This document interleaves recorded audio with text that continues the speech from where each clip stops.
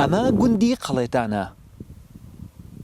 5 ڕۆژە دانیشتوانی ئەم گوندە لە پرۆژەی ئاوی خواردنەوەی ماڵان گرفتیان بۆ دروست بووە.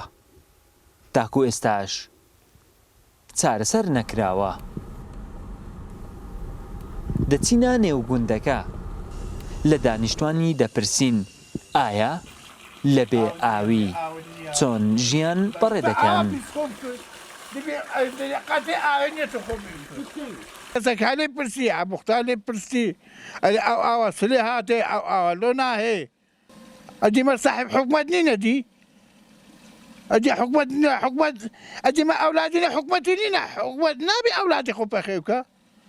نیتن نەخۆسەری خۆش پێ بچۆن نیتن شیوێ پێلێنین بەخوای وڵی 4-5 ڕۆژەکەم گۆ ئەمارە گۆ ئاولۆنە ئەم ڕۆژە سۆندەندانە حاضر نەکرد هەتا ڕێبووین هەتا نیوڕانەوەدا بلا سبیان هەتا نیوڕانە منەوە بە لێرێگرن ئەم گۆداخۆ کەنجی ئاوتێ نەهات و نەهات ئەو گوندەی ئەلعان سی قوتەماری تێدا گوندی قەلێتانی ناحیەی سیدەکا برا دۆست لۆی بێ ئاو بچخوا قبولەکە بە ئاوی بەردن و مادام عاشا وەرگرن بە ئاوش بەردن.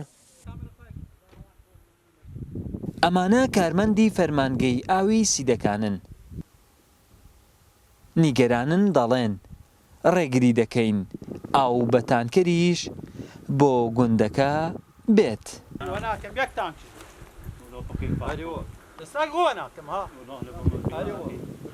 نزیکەی 30 ماڵ لە گوندی قەڵێتان نیشتەجێن. موختاری گوندی قەڵێتانیش باس لە گرفتی پرۆژەی ئاوی گوندەکەیان دەکات. گرفتەکەشی ئەوەیە هەوایە کردە هەواشێ ئێنە نزانن کو دێ بەردا ئەو هەوایە لێرە لە لای ژێریکانیە بەرەدەن قووەتە ئاوێتێ پەسەوێکەن و لۆچن لەوێوەتر لێکەن و دەێشی تەماشەیەکەنێ لەوێ نایە دەچن لەوجی لەسەکەن و جی قووەتە ئاوێتات کو لەوجیشی چۆی و بیری چۆی و کارنی نایە. گرفتی کەم ئاوی گوندی قەڵێتان گیاندومانە فەرمانگەی ئاوی سیدەکان. لەوێوە پەیوەندیمان بە بەرپرسی فەرمانگەی ئاوی سیدەکانەوە کرد بەڵام ئامادە نەبوو وەڵامی پەیوەندیەکەمان بداتەوە. وڵات حەسەن، کورسات نیوز، برادۆست.